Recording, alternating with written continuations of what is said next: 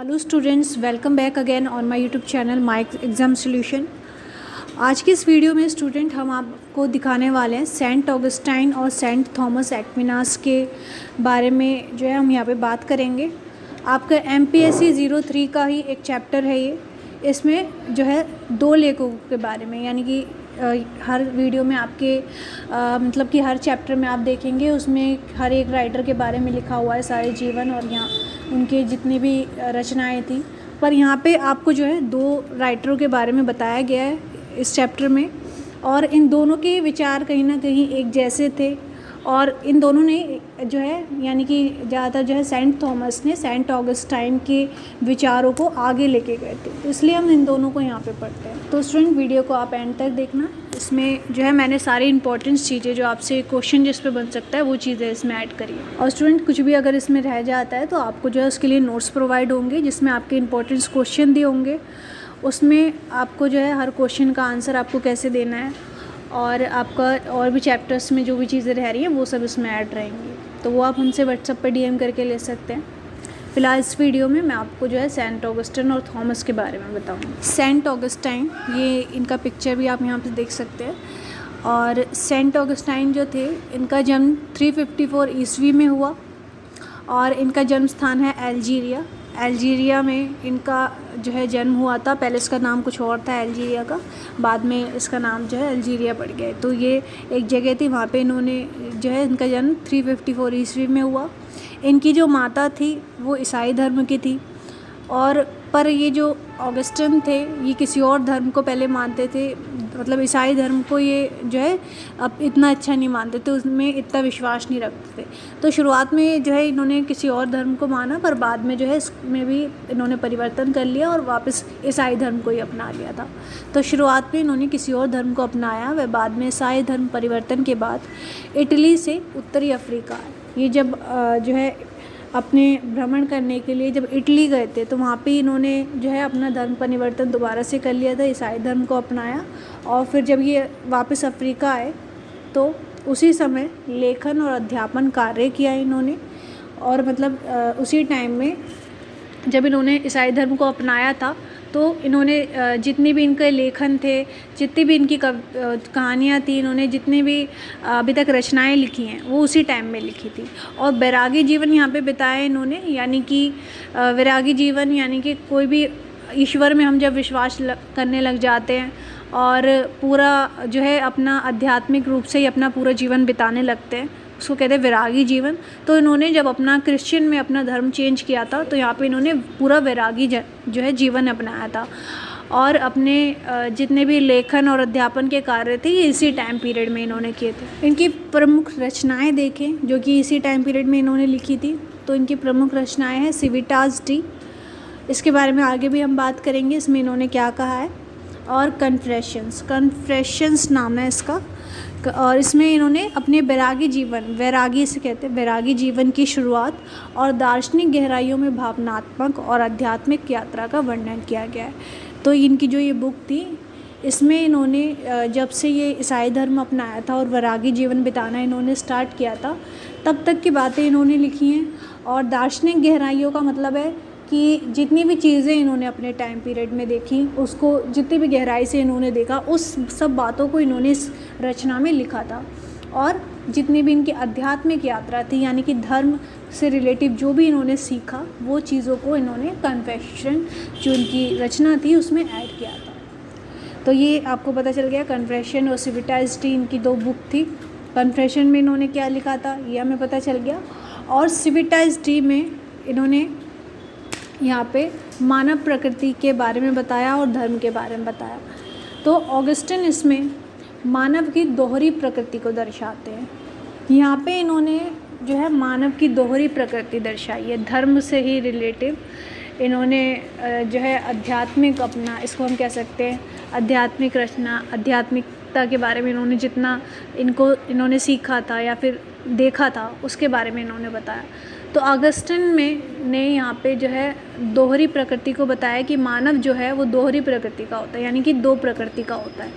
एक उसके अंदर आत्मा है और एक शरीर है।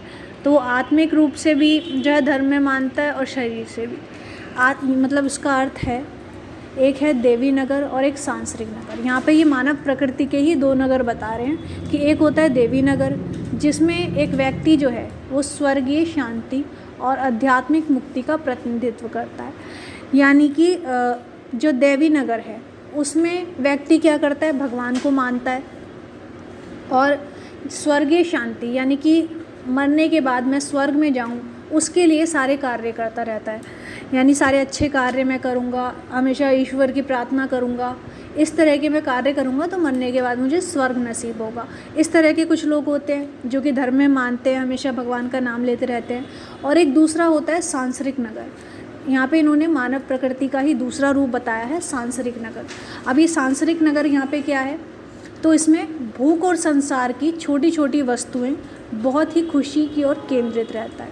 यहाँ पे व्यक्ति कैसा रहता है सांसारिक नगर में, यानी कि उसकी जो भी भूख है, जो भी वो करना चाहता है या वो समाज में लेना चाहता है, भूख किसी भी तरह की हो सकती है, पैसों की, खाने की, वो जो भी समाज में जो है अपने सांस्कृतिक नगर में भूख होती है उसको, और जो भी संसार की छोटी छोटी वस्तुएं होती हैं, यानी कि यहाँ पे कहा गया है कि जो भी पैसा है, संसाधन है, इसकी मांगों में हमेशा व्यक्ति लगा रहता है।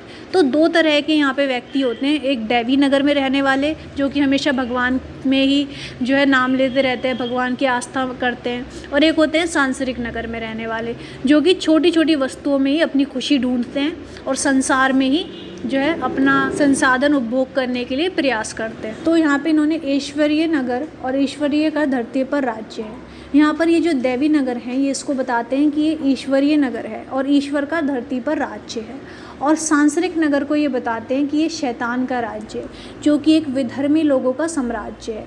सांसारिक नगर को इन्होंने जो है यहाँ पे एक शैतान का राज्य बोला है।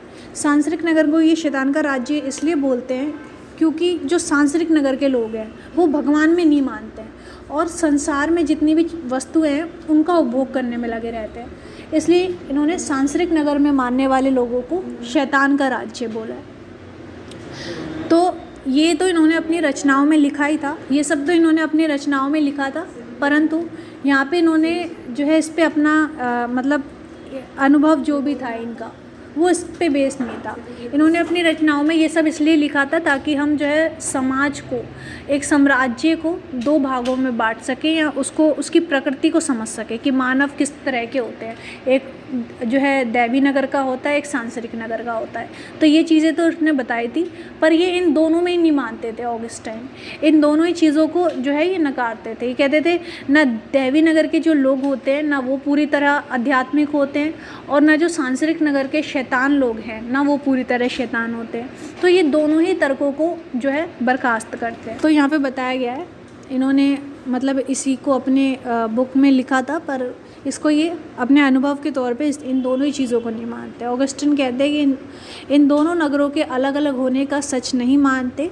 उसके अनुसार ये प्रकृति सम राज्यों के सिद्धांत एक निर्माण है, यानी कि ये राज्यों के निर्माण का एक सिद्धांत है ये, कि एक देवी नगर होता है, एक सांसारिक नगर होता है, पर इनका जो असली सच है ये उसको नहीं मानते। ये कहते हैं कि ना देवी नगर वाले पूरी तरह से आध्यात्मिक होते हैं, यानी कि ऐसा होता है ना जो लोग भगवान को मानते हैं फिर भी वो पूरी तरह से जो है प्योर नहीं होते हैं, सच्चे नहीं होते हैं, कुछ गलत काम भी करते हैं। और जो सांसारिक नगर के होते हैं, जो शैतान लोग जिन्हें कहा गया है, वो भी कभी कभी पूरी तरह से बुरे नहीं होते, कुछ अच्छे काम भी उन्होंने किए होते हैं। तो ऑगस्टिन यही कहते हैं कि इन दोनों का सच जो है पूरा नहीं है। उनके अनुसार ये प्रकृति साम्राज्यों के सिद्धांत एक निर्माण है, यानी कि राज्य का सिद्धांत का एक निर्माण है ये प्रकृति। इतिहास में ये सदैव एक दूसरे के साथ मिली जुली रहती है, और इतिहास में एक दूसरे के साथ मिली जुली रहती है, यानी कि कुछ लोग देवी नगर के जो होते हैं वो सांसारिक नगर वाले भी होते हैं, और जो सांसारिक नगर वाले हैं वो देवी नगर की चीज़ों को भी अपनाते हैं। तो ऑगस्टिन के अनुसार सत्य नगर का आधार, तो अब ऑगस्टिन कह रहे हैं कि असली में जो है ईश्वर को मानने वाला या फिर ईश्वर को जो है ढूंढने वाला, और हम समाज में सत्य क्या है और किस आधार पे हम धर्म मान सकते हैं, तो इसके बारे में यहाँ पे ऑगस्टिन जो है बता, वो कहते हैं कि सत्य नगर का आधार बंधन, आस्था और एकता है। यानी कि अगर हम व्यक्तियों में एकता होगी तो हम यानी कि आध्यात्मिक हैं, हम ईश्वर के जो है सब एक ही जैसे बनाए हुए हैं ईश्वर द्वारा, और अगर हम में एकता ही नहीं होगी तो हम किस प्रकार से अपने आप को आध्यात्मिक कह सकते हैं, या फिर किस प्रकार से हम जो है एक समाज में बंधे रह सकते हैं। इसलिए ऑस्टिन कहते हैं कि हमें आस्था और एकता रखनी चाहिए, और प्रेम का लक्ष्य विश्वव्यापी अच्छाई है जो सबसे ईश्वर है, और वह लोग जो एक दूसरे से प्यार करते हैं पूरी ईमानदारी से ईश्वर में, तथा एक दूसरे के लिए प्यार का आधार ईश्वर के प्रति प्रेम है। यानी कि यहाँ पे ऑस्टिन कह रहे हैं कि जो लोग आपस में प्रेम रखते हैं वही ईश्वर को मानते हैं, ईश्वर के प्रति भी प्रेम रखते हैं। यानी कि ये कह रहे हैं कि अगर कोई व्यक्तियों के बीच रहकर ही, समाज के बीच रहकर ही अगर उसे समाज के लोगों से प्यार नहीं है तो अपने ईश्वर से भी प्यार नहीं कर सकता है। इसलिए ऑस्टिन कहते हैं कि हमें जो समाज के लोग हैं, हमारे जो व्यक्ति हैं, आसपास के लोग हैं, उन्हीं से प्रेम रखना चाहिए और उनसे एकता रखनी चाहिए। उसी में अगर हम ये सब चीज़ें करेंगे तो हम यानी कि हम ईश्वर को मान रहे हैं। तो यहाँ पे इन्होंने एक अलग ही तर्क दे दिया है अपनी रचना में। इन्होंने जो है ये तर्क दिया है कि दैवी नगर अलग है, सांसारिक नगर एक इन्होंने प्रकृति बताई मानव की, पर इनके अनुसार क्या चीज़ जो है आस्था में होनी चाहिए ईश्वर के लिए, या फिर धर्म क्या चीज़ है इनके लिए। तो इन्होंने धर्म का मतलब जो है व्यक्तियों को आपस में ही प्रेम है और आपस में ही एकता बना के रखने को ये कहते हैं कि यही ईश्वर के प्रति प्रेम होता है। तो यहाँ पे ऑस्टिन की सिविटाइज टी ये बहुत इम्पॉर्टेंट है, ये आपको ज़रूर नोट करना है। इसके लिए मैंने आपके लिए जो है नोटिंग कर दी है पूरी, और कुछ टॉपिक्स जो है इसमें रह जाते हैं उसके लिए आप हमसे नोट्स ले सकते हैं। अब हम जानेंगे सेंट थॉमस ने इनके बारे में क्या कहा है। सेंट थॉमस ने जो है एक्विनास का सबसे बड़ा योगदान यूनानी चिंतन को ईसाई धर्म के साथ जोड़ने का था। यहाँ पे सेंट थॉमस जो है उन्होंने जो है यूनानी धर्म को, यानी कि अरस्तु का जो धर्म, अरस्तु ने जो बातें बताई थी उसको इन्होंने ईसाई धर्म के साथ यहाँ पे जोड़ा। तो थॉमस ऑस्टिन के बारे में आपसे यही चीज़ें पूछी जा सकती है। इन्होंने मतलब जो ऑस्टिन का थे यहाँ पे सेंट ऑगस्टाइन जो थे उन्होंने अपने नियम में क्या बताया था, और थॉमस क्या करते हैं उन्हीं में थोड़ा संशोधन करते हैं। तो सबसे इम्पोर्टेंट यहाँ पे यही है कि सेंट थॉमस के मतलब बारे में आपको यहाँ पे नहीं बताया गया है। सेंट थॉमस ने जो सेंट ऑगस्टिन के विचारों में जो परिवर्तन किया है उसके बारे में यहाँ पे बताया गया। सो सेंट थॉमस एक्विनास कहते हैं यहाँ पे कि विश्वास तर्क का विरोध नहीं करता बल्कि उसका पूरक होता है। यहाँ पे सेंट थॉमस बताते हैं कि जो भी तर्क है हमें उसमें मानना चाहिए। जैसे कि ऑस्टिन क्या कह रहे हैं कि हमें जो है कुछ लोग बिल्कुल ही भगवान में मानने लगते हैं और कुछ लोग बिल्कुल ही जो है भगवान में नहीं मानते हैं और समाज के सारे कार्य करते हैं, समाज के बुरे कार्य सारे करते हैं। तो यहाँ पे ऑस्टिन के ही थॉट्स को इन्होंने एक्विनास ने एक परिवर्तन किया है, या फिर हम कह सकते हैं उसी की बात को इन्होंने जो है यहाँ पे दोहराया है। ये कहते हैं कि हमें जो है विश्वास का तर्क देना चाहिए, यानी कि हमें तर्क में विश्वास रखना चाहिए, तर्क का विरोध नहीं करते हैं ये। मतलब कि हम जो है हर चीज़ के बारे में उसके जान के, उसको परख के, उसके बारे में और पढ़ के हम हर चीज़ का तर्क निकालेंगे पहले और फिर उसमें विश्वास रखेंगे। जैसे कि जैसे ईश्वर है, अगर वो ईश्वर है या नहीं, पहले हम इसका तर्क निकालेंगे और उस तर्क के आधार पे हम जो है ये मानेंगे कि ये चीज़ सही है और इसमें हमें मानना चाहिए। तो सेंट थॉमस यहाँ पे तर्क का आधार देते हैं। जैसे कि ऑस्टिन ने एक तर्क दिया था कि हर व्यक्ति को जो है आपस में ही प्रेम रखेगा तो वो ईश्वर की यानी प्रार्थना कर रहा है। तो इसी तरह ये कहते हैं कि जैसे ऑस्टिन ने कहा है वैसे ही हमें जो है तर्क देखना चाहिए। हम यहाँ पे तर्क को जो है पूरी तरह बर्खास्त नहीं करते हैं, पर तर्क में भी जो है एक बार सुनना चाहिए और विश्वास रखना चाहिए। इसी आधार पर उसमें चर्चा और राज्य के परस्पर विरोधी दावों का समाधान करने का प्रयत्न किया। यानी कि उस टाइम पे जितने भी मतलब इसी इन्होंने अपना जो भी इनका थॉट था कि हमें जो है यहाँ पे तर्क रखना चाहिए हर बात का। हमें कोई भी बात अच्छी लगती है, हम भगवान को मानना चाहते हैं, पर उसका भी हमें तर्क ढूंढना चाहिए। और इसी तर्क के आधार पे जो है इन्होंने पूरे राज्य की जो भी विरोध थे राज्य में जो भी कमियां थी उसको देखा है इन्होंने कि राज्य क्या करता है, व्यक्ति पे अपने अधिकार लगा देता है, जो भी अपनी मर्ज़ी से उसे करना होता है वो अपने लोगों पर थोप देता है। तो यहाँ पे एक्विनास कहते हैं कि ऐसा जो है नहीं होना चाहिए, हमें पहले वो चीज़ हमारे लिए सही है कि नहीं, ये सब चीज़ें हमें देखनी चाहिए पहले।